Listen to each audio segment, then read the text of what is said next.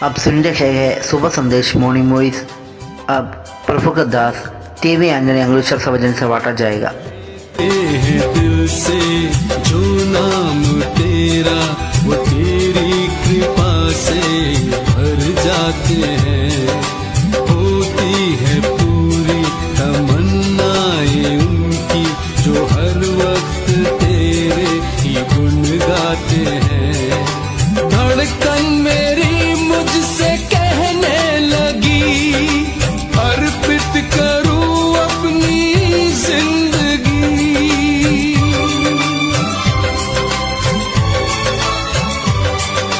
करता रहूं आपकी बंदगी, करता रहूं आपकी बंदगी। दिल को मिले विश्राम यीशु लियो तेरो नाम, यीशु लियो तेरो नाम, यीशु लियो तेरो नाम। जिसने लियो तेरो नाम प्रभु पायो उसी ने मुकाम। जिसने लियो तेरो नाम प्रभु पायो उसी ने मुकाम। जय मसीह की। सुबह संदेश की द्वारा परमेश्वर की वचन जो सुनता है सभी सुनने वालों को हमारा हार्दिक स्वागत है। आज का मनन के लिए जकरिया का किताब 9 अध्याय की 11 आयत। जकरिया चैप्टर 9 वर्स 11। और तू भी सुन क्योंकि मेरा वाजा के लहू के कारण मैंने तेरे बंदियों को बिना जल के गड्ढे में से उबार लिया है। हम इस बाग में जकरिया का किताब 9 अध्याय की 9 कलम से हम देखेगा तो सियोन का आगामी राजा का बारे में लिखा हुआ है।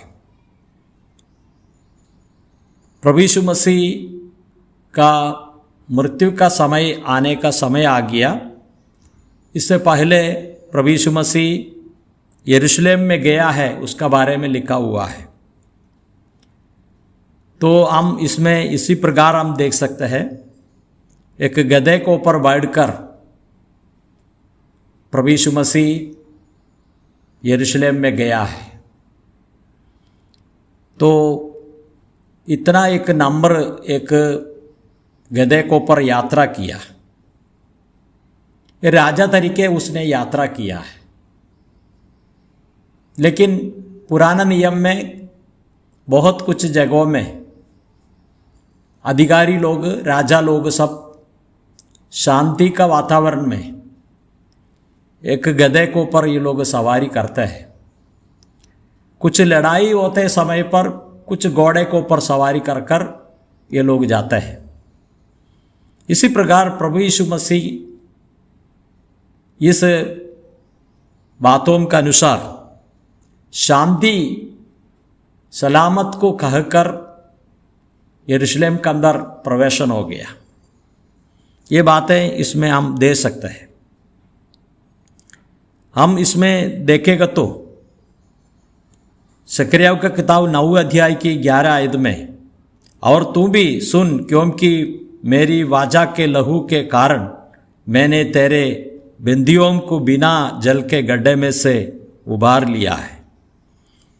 ये प्रभु यीशु मसीह इस जगत में क्यों आए हैं, ये बात के लिए प्रभु यीशु मसीह अभी तो समर्पित होकर उसका लहू से लोगों को छुटकारा देने के लिए चाहता है, उबारने के लिए चाहता है।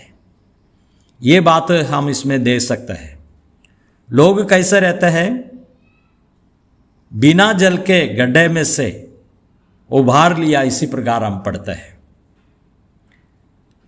हम निर्गमन की किताब 24वें अध्याय की 8वीं पद में, तब मूसा ने लहू लेकर लोगों पर छिड़क दिया और उनसे कहा, देखो यह उस वाजा के लहू है जिसे यहोवा ने इन सब वचनों पर तुम्हारे साथ बांधी है। मूसा का समय पर नए वाचा का समय नहीं, वो वाजा करते थे। वो समय पर जानवर का लहू लेकर एक वाजा वहाँ बांधा है। ये बातों को हम इसमें दे सकते हैं। लेकिन हम यिर्मयाह का किताब 31वें अध्याय के 31वें पद में इस प्रकार पढ़ते हैं, फिर यहोवा की यह वाणी है, सुन, ऐसा दिन आने वाला है जब मैं इस्राएल और यहूदा का घराने से नई वाजा बांधूंगा। हम इसी प्रकार पढ़ते हैं, नए वाजा परमेश्वर बांधने वाला है। इसलिए प्रभु यीशु मसीह और इस वाजा को नए तरीके बांधने के लिए इस जगत में आए हैं। हम ये बातों को इसमें दे सकते हैं।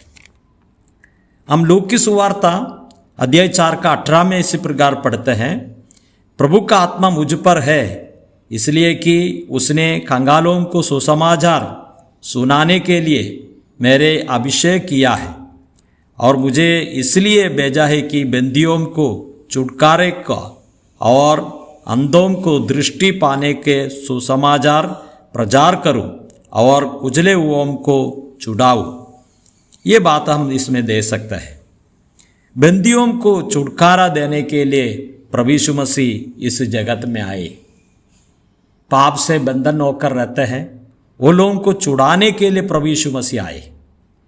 इसके लिए प्रभु को नए वाचा बांधना पड़ता है, जो प्रभु इसलिए और अपने लहू से इस नए वाचा बांधा है। पुराना नियम में वाजा बांधते समय में कुछ जानवर का लहू से वाजा बांधते हैं, लेकिन प्रभु यीशु मसीह नए वाचा बांधा है। प्रभु यीशु मसीह का लहू से ये नियम को बांध लिया है। ये बातों हम परमेश्वर का वचन बाइबल से हमको मिलता है। प्रभु हमको सहायता करे। मत्ती का सुसमाचार 26वें अध्याय की 28 पदम इस प्रकार पढ़ते हैं, क्योंकि यह वाजा का मेरा वह लहू है जो बहुतों के लिए पापों की क्षमा के निमित्त बहाया जाता है। यहाँ हम देखते हैं प्रभु यीशु मसीह अपने शिष्यों का साथ में, और ये प्रभु का मृत्यु का समय का थोड़ा पहले इसी प्रकार कहते हैं, क्योंकि वह वाजा का मेरा वह लहू है। ये बातों हम दे सकते हैं। प्रभु यीशु मसीह अपने लहू बहाकर ये वाजा पूर्ण किया है। प्रभु हमको सहायता करे।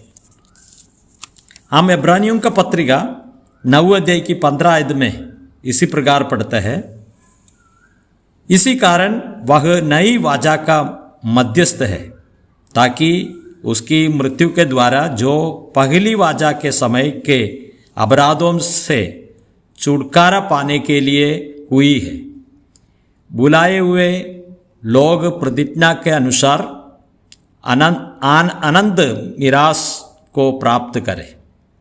यहाँ हम देखते हैं कि वह नए वाचा का मध्यस्थ है। प्रभु यीशु मसीह नए वाचा का मध्यस्थ है। नए वाचा और प्रभु यीशु मसीह यहाँ बांध लिया। उसके लिए प्रभु का खुद का लहू बहाकर उस वाचा को बांध लिया। पुराना नियम में वाचा बांधते समय पर लहू से ही करते हैं, लेकिन कुछ जानवर का लहू। यहाँ तो हम देखते हैं कि प्रभु यीशु मसीह का खुद का लहू बहाकर ये वाजा तो बांधा है। क्रूस का मृत्यु में प्रभु यीशु मसीह लहू बहाकर क्रूस में मर गया। उसका सिर के ऊपर कांटों का मुकुट रखे हुए समय पर जो सिर से पहले रक्त बहने लगा, फिर दोनों हाथों में किल्ला मार दिया, दोनों पैरों में किल्ला मार दिया, पंजर बेदा है। इसी प्रकार उसका शरीर में बड़े घाव को हम दे सकते हैं। फिर कोड़े से मारा, लाठी से मारा। इसी प्रकार शरीर पूरे रक्ताभिषिक्त हो गया। क्यों? ये नए वाजा है, बांधने के लिए प्रभु यीशु मसीह समर्पित हो गया। मुझे और आपको बचाने के लिए दूसरा मार्ग नहीं। जो पवित्र निर्दोष निष्कलंक प्रभु यीशु मसीह का लहू से है, ये वाजा बांधा है। और मृत्यु का बाद में पुनरुद्धान होकर आज स्वर्ग में विराजमान है। ये प्रभु यीशु मसीह फिर मध्याकाश में आएंगे। वो समय पर जितने ये वाजा के अंदर आए हैं, जितनों ने प्रभु यीशु मसीह को ग्रहण किया है, वो लोगों को लेकर जाने के लिए प्रभु यीशु मसीह आएंगे। पहले मरे हुए लोग पुनरुत्थान होंगे, बाकी इस धरती में जितने जिंदा है प्रभु में विश्वास करने वालों को रूपांतर होकर प्रभु यीशु मसीह के पास में जाएंगे। वहाँ हम प्रभु को आराधना करेंगे, प्रभु मुझे बचा लिया है, तुम्हारा नया वाजे के लिए हम धन्यवाद स्तुति करते हैं। इसी प्रकार प्रभु का सामने कहेंगे। उस दिन एकदम नज़दीक है, वो दिन के लिए हम इंतजार करते हैं। जय मसीह की।